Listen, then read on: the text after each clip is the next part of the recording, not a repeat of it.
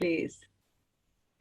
Hello, hello. We are live now, I think. Let me just check. I think we are welcoming, attendees. Here we go. Okay. Oh, we go. Fantastic.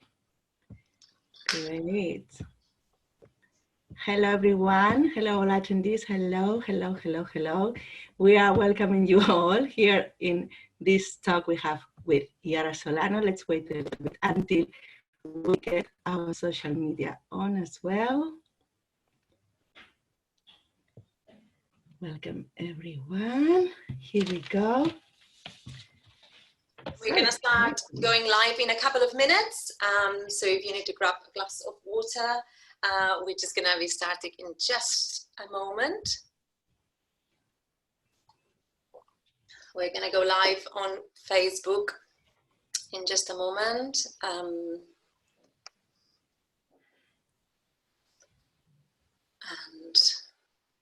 thank you so much for joining us. Thank you all. Here we are, nearly 8 p.m. 7 p.m. in the UK. Yes, we are in Spain. We will say that in a minute, but yeah, part of us are in Spain, part of us.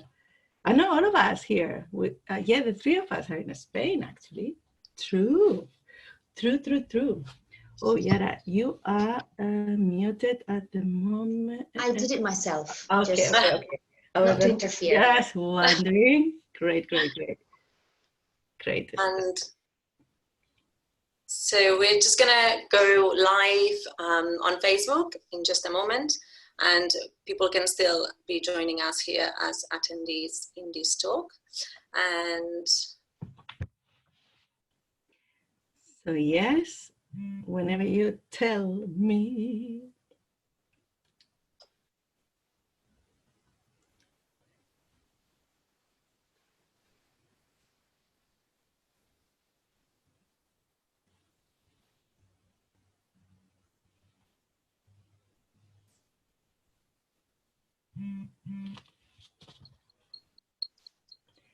Just to let our attendees know as well that the last 15 minutes of the talk with Iara, you will be able to make questions. Well, you can actually start making questions now if you want, but at the very end, we will just start going through all of them. So please feel free to ask as many questions as you like. Here we go.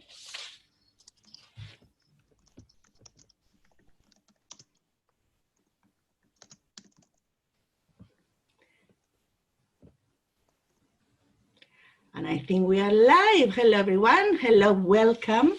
Welcome, everyone. Here we are with Iara Solano. Welcome to She Makes It Happen. This is our little soldier online talks, unlocking theater making with female artists. First of all, we have to thank our sponsors. She Makes It Happen is a series of online conversations with leading international artists of Spanish heritage, supported by Spain Arts and Culture and Spanish Embassy in London. First of all, I have to say thank you very much, Iara, for joining us today. We're very excited. Iara, as you probably know, she's a performance artist, producer, and curator. She's the founder of Sleepwalk Collective. She's an associate artist at Teatro, Abadía, and the artistic director of inTACTO Festival. She's also currently coordinating the performing arts programs in Juve. Iara, we met last year, I think, or a couple of years ago, after one of their performances of Kourtney Kardashian, which was a three-part show with Sleepwalk Collective. It was a trilogy. And I have to say their work is absolutely mesmerizing. I fell in love with it. It's really poetic, also very political. And we could not do this series of talks without having you here, because we'd love to hear about your process, and we'd like to hear more about your work. So thank you so much. Thank you so much for having me. It's such a pleasure, and to just find ways in which we can keep sharing and meeting, even if it's across miles. or whatever. It's such a pleasure to be here. Thank you so much.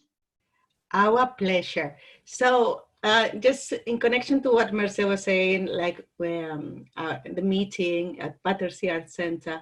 So let's say if we want to meet after one of your shows, or wherever, what would you be drinking? What would be the drink that you would be drinking?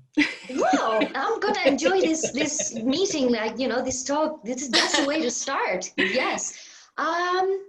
Possibly a beer. Because I get quite thirsty during the show and after the show. I like wine, but yeah, I think after a show I go for the beer. It's just more refreshing. It's one of the things that we enjoy the most is going to the bar after the show. It's like one of the things for sure. So yeah, great. Yeah, cheers to the beer. So we'll make a note for the next time we meet you. Yeah, you can get me a beer after you come and see my show. Thank you.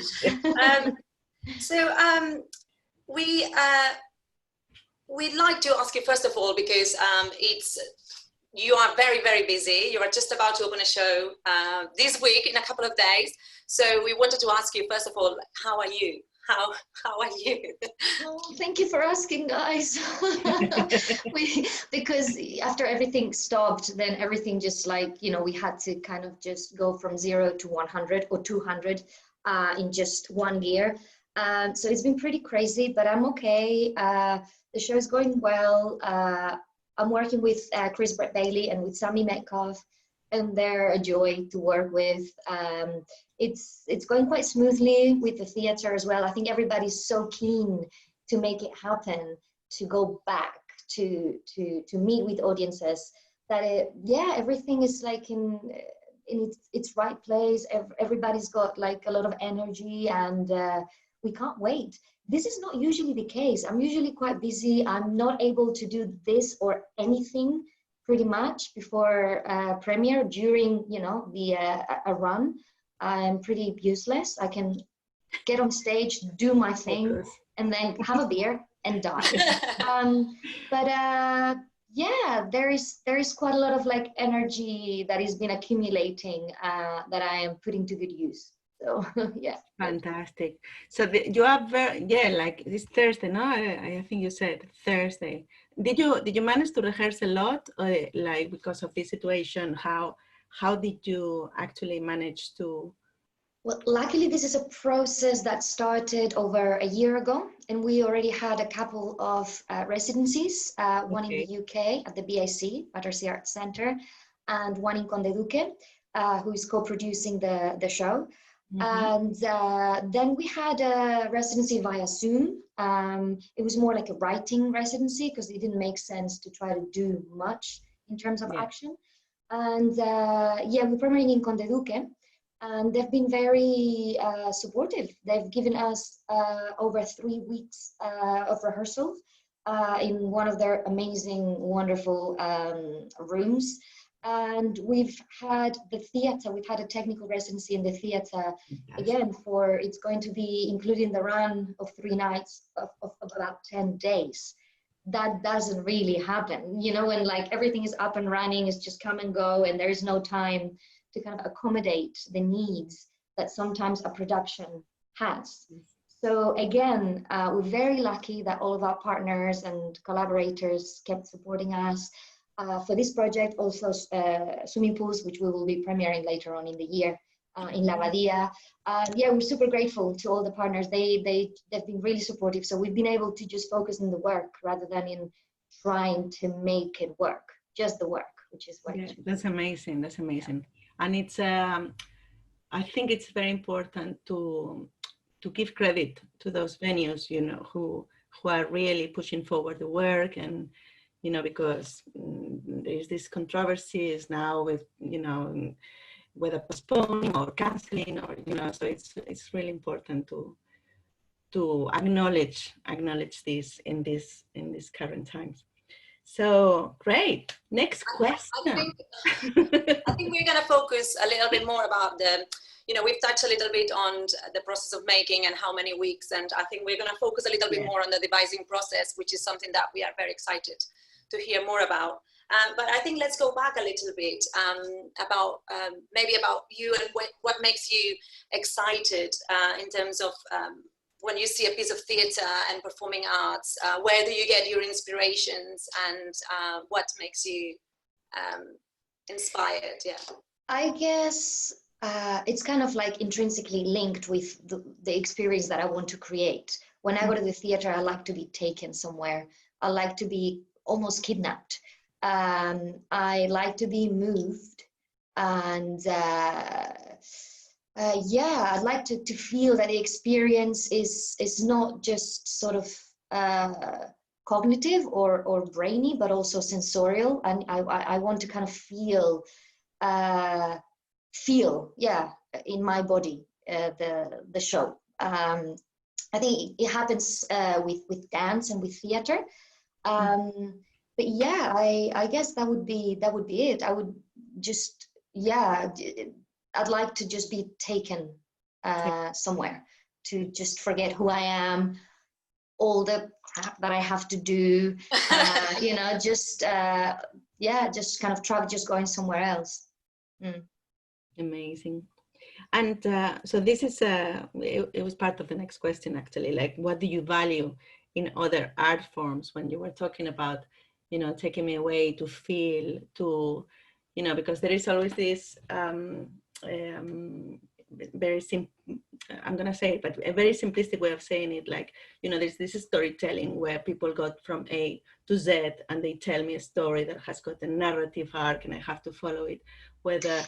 No, for me, I like to work. I like to work as an audience member. I don't, you know, when everything is done, I like mystery, you know, I like to be seduced.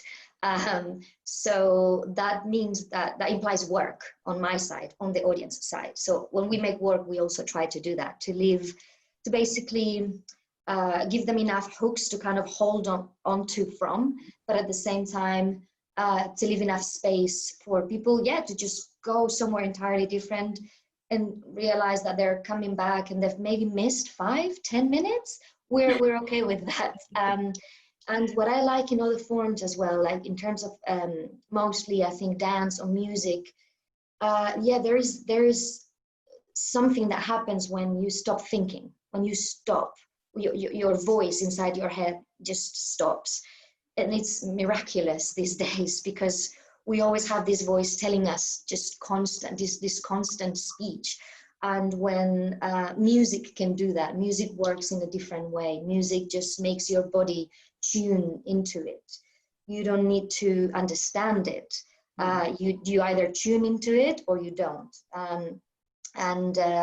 So I think that's kind of what I like, and what I try to kind of extrapolate from other art forms, and try to find how we can do that from being on stage within a much more difficult, in a way, context, because music, you know, you can listen to it at home or even as a communal experience on a festival, and you can be yourself. There are no protocols, you know. Theater, I mean, I like to have the attention of the audience and, you know, black box, and to have them cocooned, but at the same time, it demands certain things that other art forms don't demand. So it's finding ways and shortcuts to try to get to them in the way that other forms can do.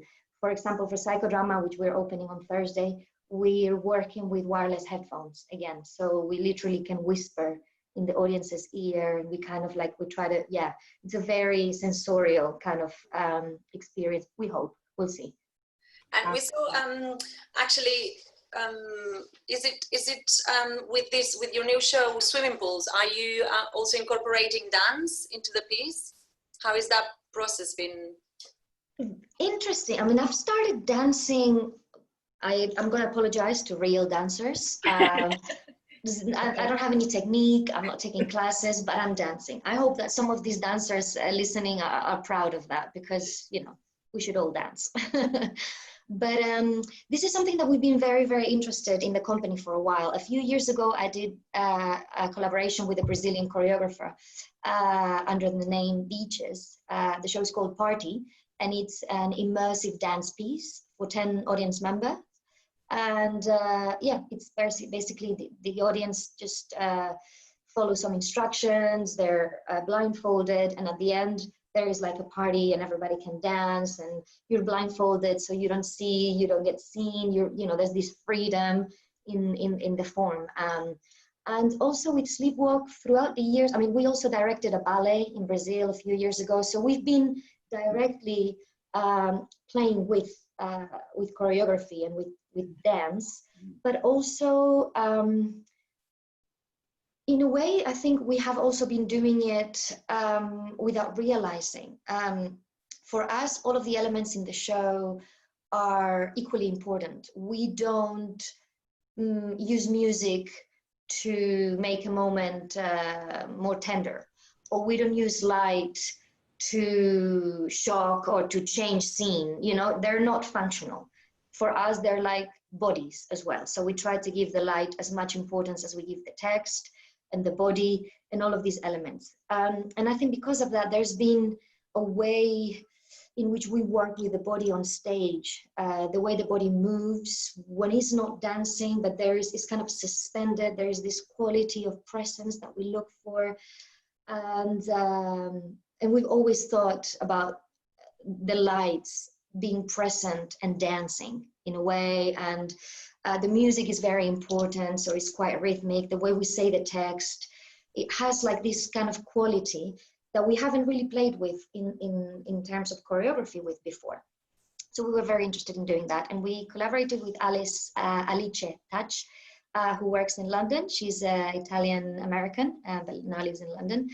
And she opened like a whole new world to us in terms of more like technique and also freedom, basically just showing us how we can work with our bodies. I am on stage with three other performers, three other women, Camila, Rebecca, and Jung.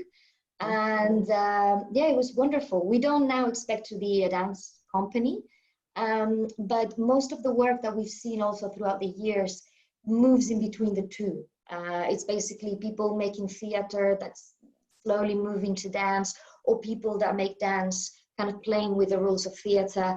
And we're interested in exploring that kind of, connection. Those connections. Sounds very fascinating. So I'm going to just start with the process a little bit, and in terms of the journey of the processes that you go through. I know in every case might be different, but if you could explain to us a little bit, like, what is the starting point of one of your projects? How does it start? How the journey of making a new piece? I think the obsessions are what kind of drive us, and the themes, and they're always kind of the same, which is love, love, love, love, death, nostalgia, the passing of time, want and desire, and form. We're very, very interested in form. We've played with a form of karaoke, of opera, of just all these kind of structures that live within more like maybe pop culture or day-to-day life that we like to play with as like a skeleton for the show. Mm-hmm. And I guess every time we start a work that is basically just from our desire to make something, comes from an obsession or something that we touched in the previous one but couldn't quite land or couldn't quite fit within the previous show, because we're quite ruthless when we edit. At first we want to do everything and want to say everything, but then ultimately, obviously, there are things that we need to sacrifice. Mm-hmm. So those kind of stay there lingering, kind of like satellites, and they come back to us in dreams, in the shower. So there's kind of always a thread loose from a previous show that we kind of pull from. Okay. Sometimes, like in the last few years, we've done shows that we've been invited to do. For example, this opera, which is where I met Mercé, Kourtney Kardashian, which is the kind of like the end of a trilogy. about the idea of the Kardashian sisters. It's not about them, but it's like about the idea of what they represent. We were invited by the Festival of Teatro Clásico of Alcalá, and the invitation was completely open. We just needed to do something that we could call classical. And we don't really work with classical texts or anything like that, but we do work with form. So we started thinking about the weddings of Figaro, the marriage of Figaro. Yeah. Mozart, and we started playing with the idea of the opera, because the previous two shows, which were also were made almost like out of the blue almost. The first one was this ballet that we did in Brazil with a ballet company from Palmas, and they basically invited us to direct something, and we thought, well, okay, we have these ideas about the self and the body that you present publicly and the body that you really have. Kourtney Kardashian had just released a book of selfies, which is a work of art in itself. It's just her selfies with captions. It's just the captions alone. I mean, it was just really cryptic and strange and exciting to play with. So we told them, yeah, we'll do this ballet, but if we can call it Kim Kardashian. They were like, yes, okay. And that's kind of all we knew because for us it's important to kind of make the work with the bodies that we're working with, the bodies, the minds, the voices, the desires that these people bring into the room. So they bring a lot of the stuff that then ends up in the show. So that was the ballet. Then with we got invited by the Arden in Manchester to work with their students. So we thought, oh, wouldn't it be funny if we now did something to follow this crazy Kim Kardashian? Let's do Khloe Kardashian. So we played with the idea of a play, more like a classical play, because ballet for us means, there's like this kind of, thing that comes with it, this weight, this. So we did Khloe Kardashian with the students, and it was basically the show happened as the Three Sisters by Chekhov. Three sisters and one brother locked in a house. There's almost like a reality TV idea to the play Three Sisters. So then the third one, I mean, because they are locked in this house-ish place, and and all the drama and this drama but nothing really happens at the same time, it's like very dramatic, but nothing really happens, and it was very interesting. So then the third one, we thought, okay, an opera, but we didn't kind of embrace it as, okay, now we do opera. We just kind of got the form and almost did like an autopsy of the opera. We play with it as we would now play with a drill, just not with, we wouldn't really do it properly, but we would get away with it. So it's like a deconstructed, it's like a Ferran Adrià play. No, it's like a deconstructed opera almost. Yeah, as an experience of the audience. So I guess like there is all this all the different elements of the people, the support that you have, the people you work with. There's the elements of your own world of obsessions and threats from other shows, and then the external world of Kim Kardashian happening. So it's like kind of all these three universes. What are you, I guess, because you have different hats when you come into a production, I wonder what is there any of them that you enjoy more in terms of, or is equally, or is in different times different things? It can be quite. Come in. Sorry, Sammy's coming in because she makes it happen, but she doesn't make it happen alone. So, but to answer your question, it depends. I feel like I've learned a lot from having to swap hats, from trying to create a context for the type of work that we make, because there isn't really one. We have a lot of partners and supporters, and we're very grateful to them, but we don't really have a scene like more kind of like traditional forms of theater or dance have. So it was very much about creating a space for our work. And we did so in Vitoria, because I'm from Vitoria, the north of Spain, and we moved back there just a couple of years after we founded the company in London.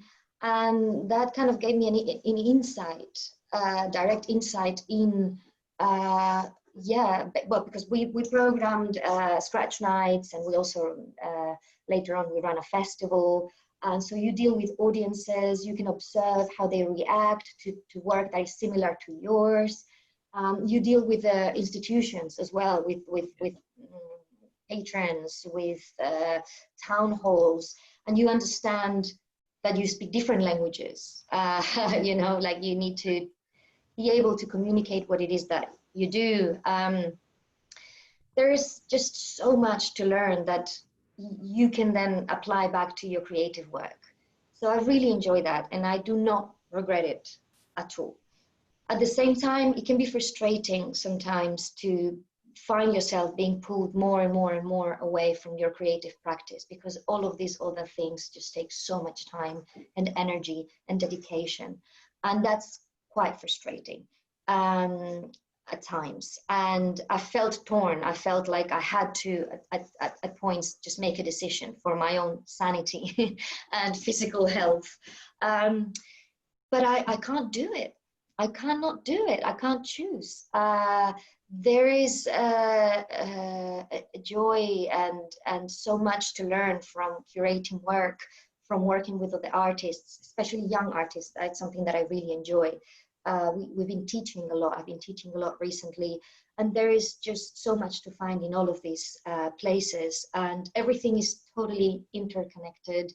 And I kind of like, I've always felt responsible to make it easier for the people that come after me. I haven't really had it very hard, but I've had some bad experiences that I've learned from, and that I want to avoid them happening to other people. And I think it's also our responsibility, if we're going to make work and share the work, because ultimately that's what it is for, we also need to kind of take responsibility to make sure that the context is right for everybody, that we can understand each other, that our difficulties as artists can meet the difficulties that a programmer or a producer or a theater director can have, and that only through talking or through doing that job directly, you know, it's not that they don't want to do this, it's not that they don't understand, it's just you do need to be on the other side to understand, to embody what it is like. So yes, I'm still kind of juggling all of these things together somehow. We are on the lookout in Spain for somebody that can help with some of this, because it's, especially when I'm in the room, I want to be just in the room and not thinking, I need to send this email, I need to drop that teaser, how are we doing in terms of ticket sales, this material has not arrived, you know. But at the same time, yeah, like I'm saying, I think I might be repeating myself over and over and over, but it's just, you get so much from just understanding what all these roles mean, what the limitations are, breaking those limitations as well, and just meeting halfway. And I think that's the only way forward, to be honest. I'm working with the artistic director of Abadía, and I'm an associate artist. I'm going to premiere my show there, but at the same time, we talk a lot about what we need as artists. How can they help us? How can we help them? Because theaters, and especially now in this situation, they also need our help. And I think we should work together always. And maybe this situation has made it more apparent, it's made it more clear that we need to work together, but we always needed to. That was always something that we basically had to do. So yeah, but it's true. It's like, it's possibly now more than ever that we actually understand it. So going back to the creative process, so what is the part of this creative process that you enjoy the most? Is there a part in the process that you go like, oh, this bit, you know, when we are just, when there is, I won't say chaos, but like when we don't know our way just yet and we're getting a bit lost, or when is it? I mean, just before you start, it's super exciting. No, it's just like when you project how it's going to be, and so that I really enjoy. Yeah, almost the what you imagine. Yeah. I'm going to confess, I have a very bad memory. So I'm going to try to think of the last kind of process that I did with Sleepwalk, which was for swimming pools and via Zoom. So it's quite particular. But I have to say what I really enjoyed about that was seeing my colleagues work, just seeing their work day to day. Because we were obviously in lockdown, so we were all scattered around 3 countries and 5 cities. I think Sami and I weren't even together either. And we would have certain tasks, and then the next day we would get to see the material that we created. And it was just wonderful to see how hard they were working and the purity of the material. Because we weren't in the same room, there was no contamination. I didn't bring in this stone and then my colleague would then pick up from there, which is kind of already contaminated, in a good way most of the time, because that's what the work is about, doing it together. But the singularities that we were able to filter through our work during the lockdown residency, I was just totally amazed. I felt like a little girl waking up every day to Santa's presents, because like the material will be there in the drive, so that you would go and see the videos. And it was so exciting. And I don't remember being during the process so excited.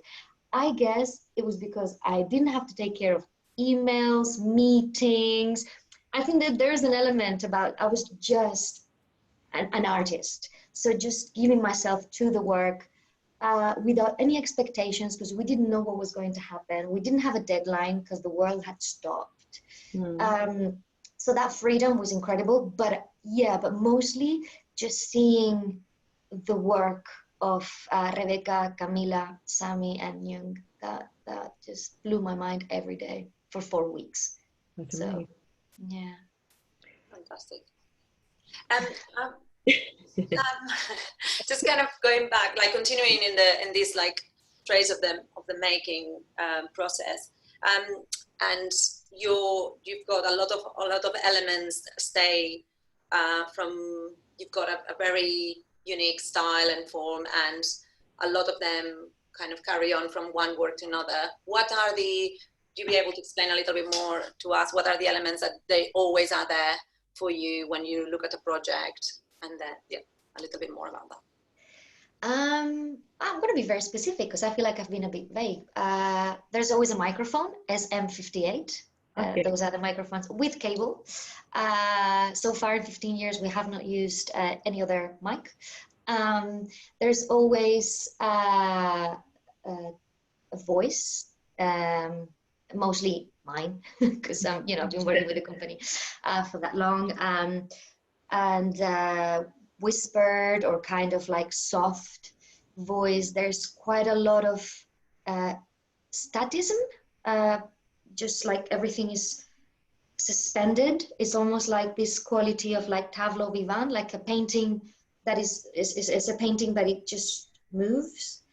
And there's like certain like rotations, or the kind of like cadence of movement is always kind of, it's not slow-mo, but it's just, is it slow-mo? Maybe. Projection has become very important, and that was not a choice. That was just practicalities. We were working across languages, so we had to subtitle. We toured Europe quite a lot. We went to countries in which the audiences wouldn't be either Spanish or English speaking, and we basically had to deal with that problem. But that problem became, I think, one of our greatest interests in making work for the stage, which is the written text, and that voice that can be yours as you read it in your head. It could be someone else's. This idea of the machine being alive, but not being super, it's not like a sci-fi idea. It's more about this reflection of like who's are these voices? Is it the director's that voice that is filtered through mine? If you read that, do you read it with your own voice? Do you make it your own? So I think, yeah, written text, projected text, smoke as M58, dresses, a lot of text, and yeah, little elements that we think look great, but then in long distances don't. We keep doing this. We keep using these little things that we find and love that is just not practical for the stage, but we like a little toy horse for Courtney. Oh, I love that moment. Yeah, but it's kind of wrong for the scale that we're starting to work somehow. So we'll see if we can keep that one up, or if we have to kind of move on to bigger objects. Yeah. So but I think in terms of just the concept that we also think, and it's something that I've kind of said for years and I haven't said today yet, which is that we also kind of look to do as little we can on stage. So we leave space for things to happen in the audience's heads and bodies. Because as I said, the kind of this idea of texture within something that is removed, that, you know, you don't have the touch of the performer. But we like to kind of find ways of provoking that kind of experience. So yeah, we try to do as little on stage so we can leave space for things to happen to you guys sitting in front of us. Work. You were mentioning just then, you were mentioning text. You talk, there is text, I understood projected, there is, so just going on the text, how is your writing process? Well, also, you know, when it comes to the story or build up your story or your journey, but how do you make that text? How is that process for you? Do you use a text that is already written? Do you write it yourselves? For someone who hasn't seen your work, what could they expect?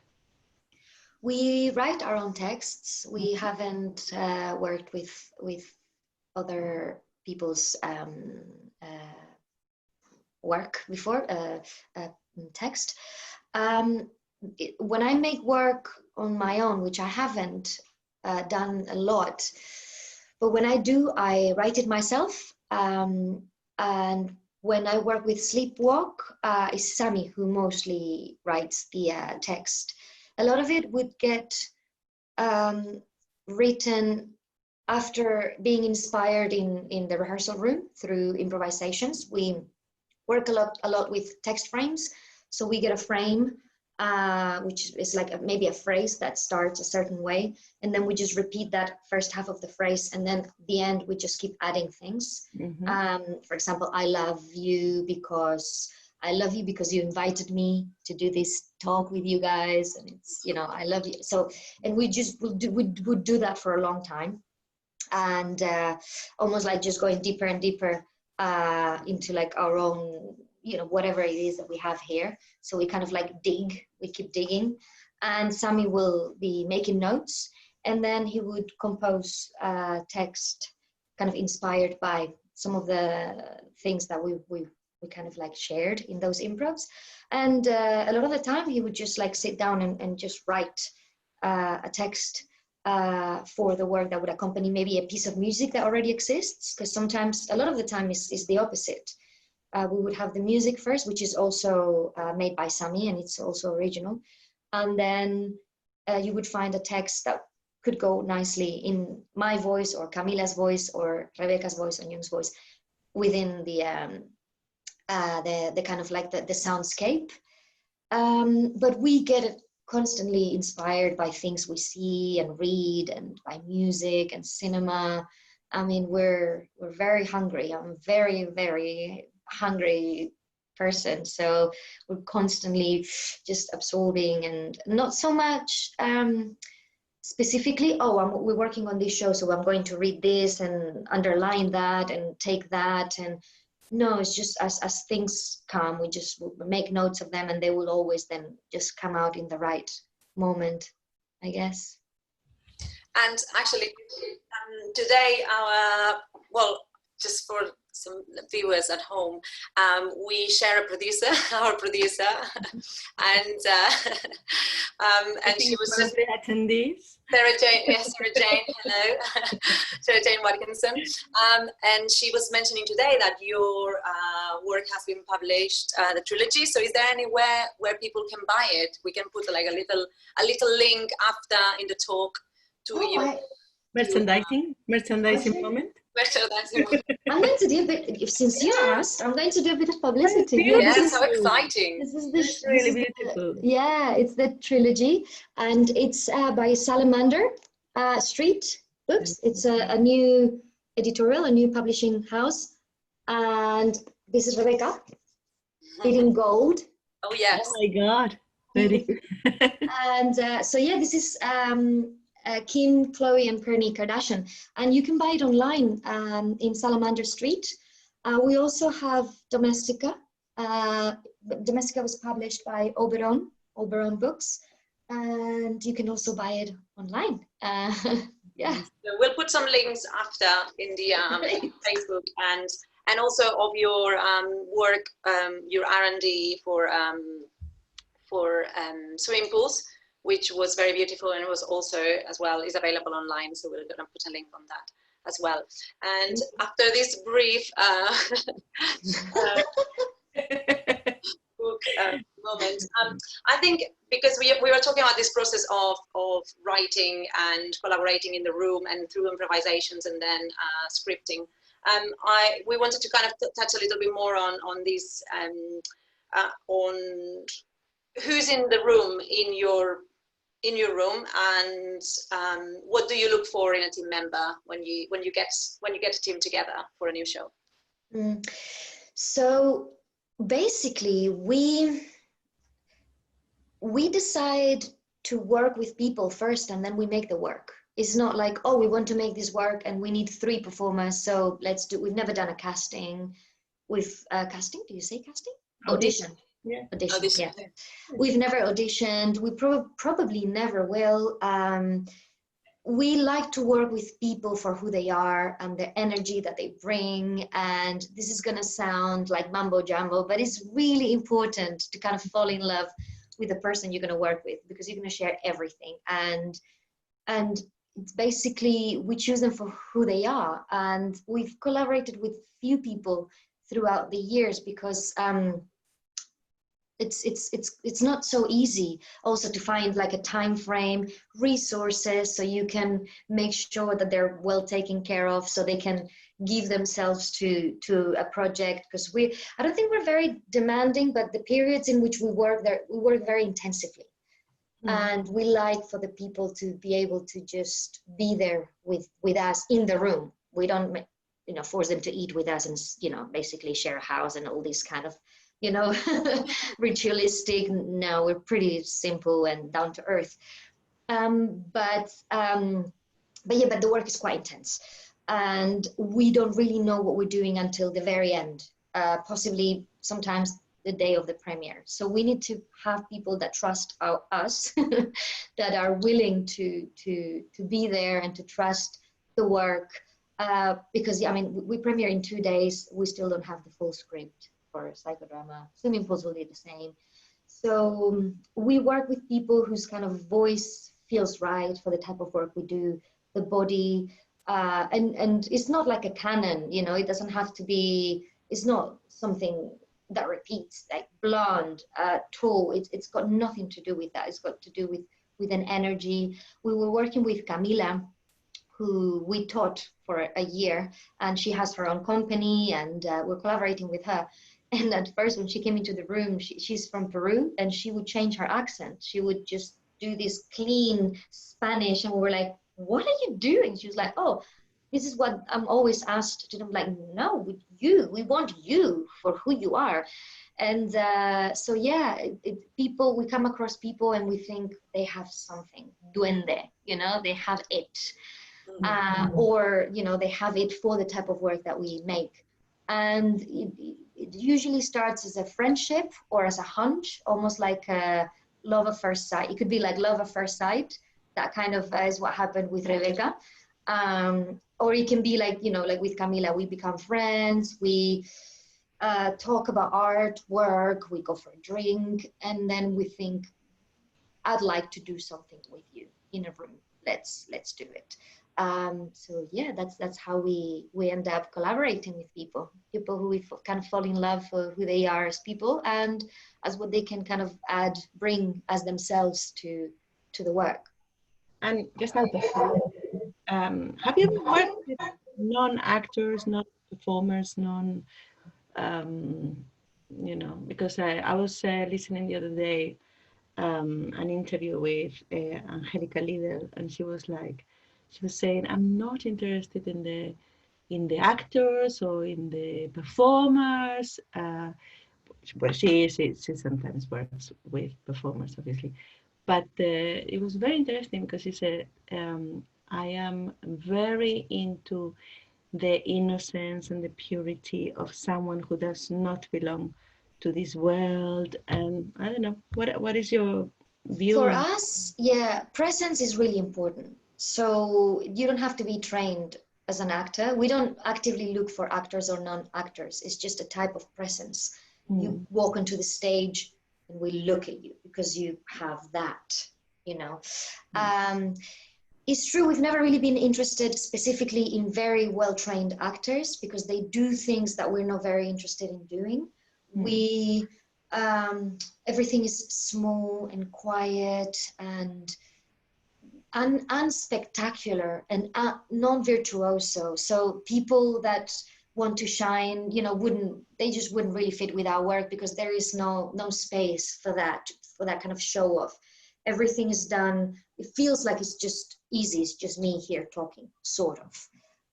So we do look for people who are not, you know, who their drive is not to shine as an actor. I have worked with non-actors in party. Non-actors, I mean non-performers. I've worked with people that have never been on stage before. And again, for that, what they do is they work with an audience member. They kind of hold their hands, they guide them. They sometimes have like a slow dance with them. You know, they develop an intimate relationship in which they don't see each other. All you need for that is someone who wants to take care of someone else, someone that has empathy and that has kind of templanza también, you know, like this just, how do you say templanza? That's a good question. Oh my, this happens every now and then. Calm attitude? No, I don't. Calm attitude? Yeah, just calm, just... We'll have to post it in the chat later. What is duende? If anyone has a Google Translate live, someone put it in the chat. No, but what I mean is that it's just a quality that you have as a person rather than as a trained professional. And the people we're working with, they're from very different, you know, backgrounds. We're not trained as actors. I don't feel like, again, like I apologize to dancers earlier. I apologize to actors now because I'm not trained. And it's sometimes a joy. I would say to Angelica, sometimes it is a joy to have someone that is trained as an actor that can tune it down for your work, but ultimately can bring it up if you want to. Because, for example, this happened with Rebecca, the one that is eating gold in the, because she's trained as an actor and she's amazing. And she tunes into our work really amazingly because of energy and just, you know, who she is. But also she has that kind of technique that when we're both on stage and I'm like, wow, you know what you're doing and it's working and we like it. And, you know, but it's just in tune with the rest of the work. So again, I think it depends on the person. Yeah, I guess so. I have to say that someone has written in our chat, it's the word is temperance. Temperance, I'm not sure if I'm pronouncing it right, but since we are going into our chat, if anyone wants to post any more questions on the chat or on the Facebook or here on the Q&A, please do so because we are coming to the end. There was still so many questions we wanted to ask you. someone has asked us, one of the things that we wanted to ask you before we finish this section, because you mentioned about you're opening in 2 days and you're still working on the piece, which is something like an experience that we, a lot of theatre makers go through. When is the work finished? In general, when do we think the work is finished? When do you think, okay, this piece now is finished? Is there a point that you think this piece is now finished? No, I think because of the nature of our work, it just never finishes. I mean, our work, for us, the audience is the centerpiece, is the heart, is the core of the work. And it can never be complete or finished without them. And they change night to night. Also, we don't quite fully grasp what the work is ourselves. We imagine how it can land or the impact that it may have. We certainly hope that it can have an impact, but we don't really know what that can be from person to person. It's not linear, it's not narrative, it's not kind of wrapped up, it's nothing like that. It's quite open, even though I mean, it's strange to talk about this because it's very structured, and in terms of light and sound and the speech is very technical, but the material is open-ended a lot of the time. We have a show that is, God, for 13 years old.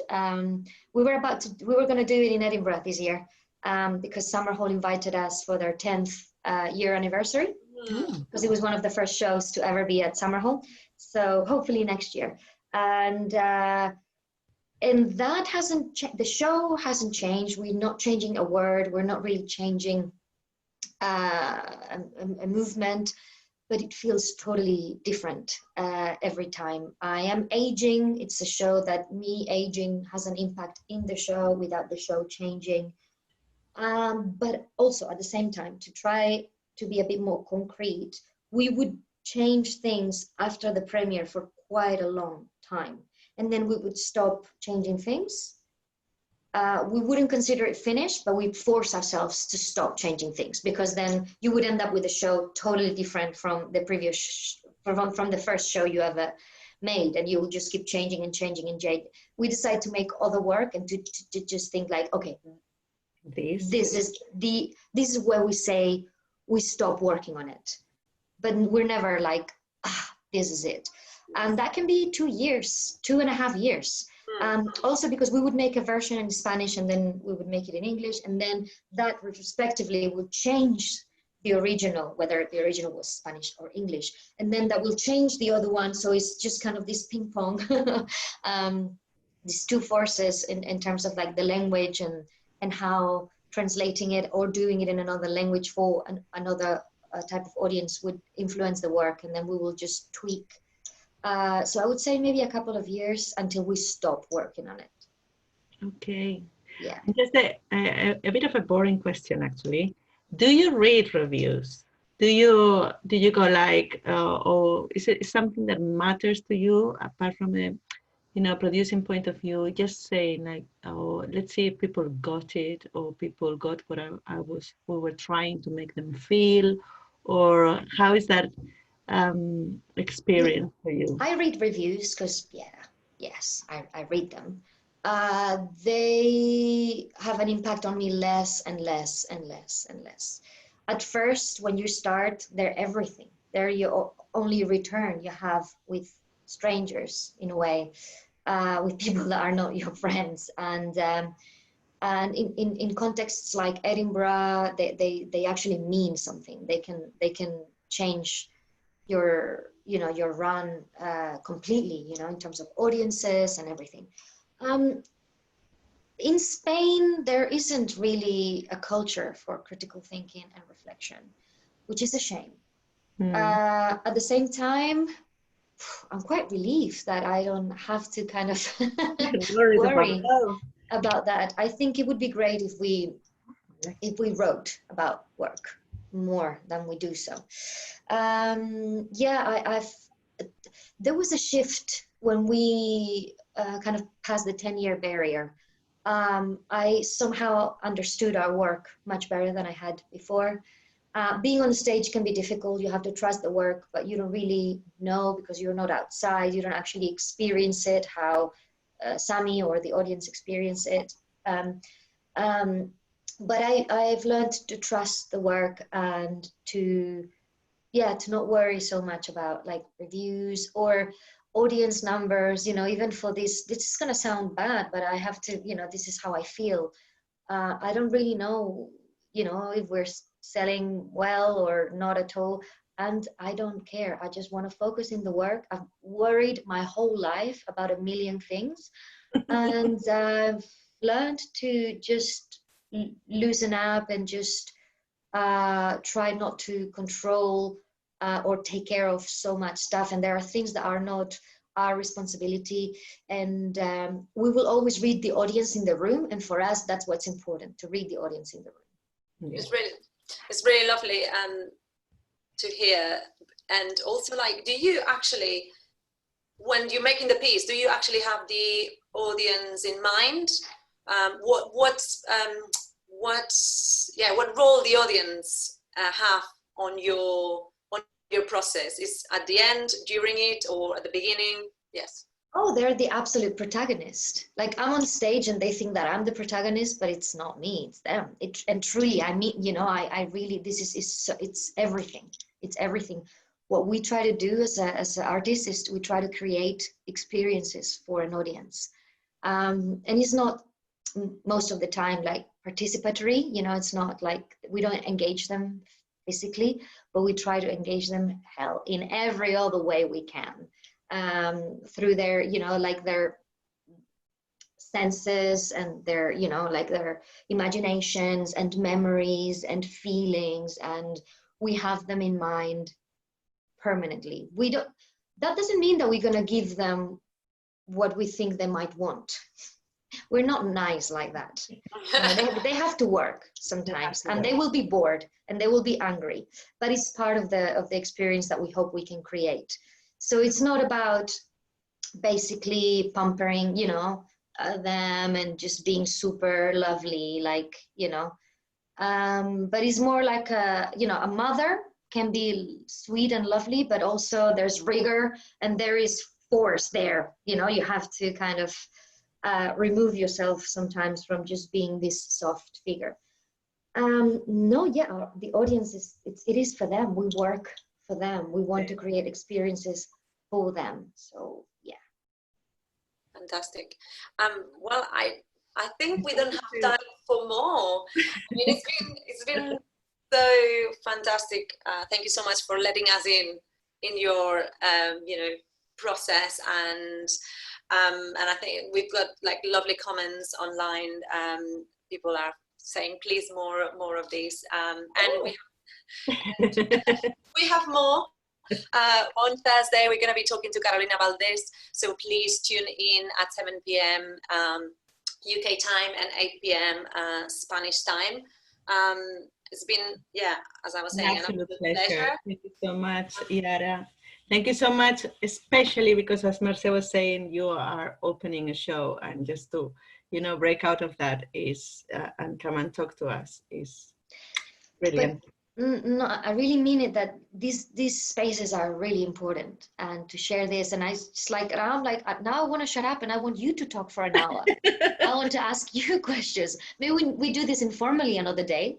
Yeah, could have a team or something. But no, it is important, I think, sharing the practice and just having insight in other people's work. It's we're all especially now, again, connected, and we should support each other and open spaces for each other. So thank you so much for opening this space. Like, in general, this project is amazing. I'm going to be tuning in every night, but thank you for inviting me to be part of it and to talk for so long. But I hope it's the first of many, possibly more informal meetings. Yes, we are just going to take the opportunity very quickly to say thanks again to Spain Arts and Culture and the Spanish Embassy in the UK for supporting these events. And yeah, every Tuesday and Thursday up until the 24th of September, we will be talking to women that make theater. She makes it happen. So that's it from us. Thank you so much. We will be sharing all those links that we mentioned about Iara's work and books coming up and performances coming up. Just really quickly, when can we see you in the UK? Oh God, next year we're going to be at the showroom in Chichester, Theatre in the Mill, Bradford, Battersea Arts Centre, London, Home, Manchester, and all the places that Fantastic. My brain is trying to memorize We will things put for this all week. of them. We'll put links on your website. Keep an eye on the website. Yes, All the very Instagram, best. Facebook, those things. We put everything we do there. So yeah. As we say in Spain, mucha mierda for Gracias. Thursday. If we are allowed to say that. It's break a leg. It's our way of saying break a leg. Thank you very much and good night. Thank you. Let's make it happen. Let's make it happen. Bye. Bye. Bye. Bye.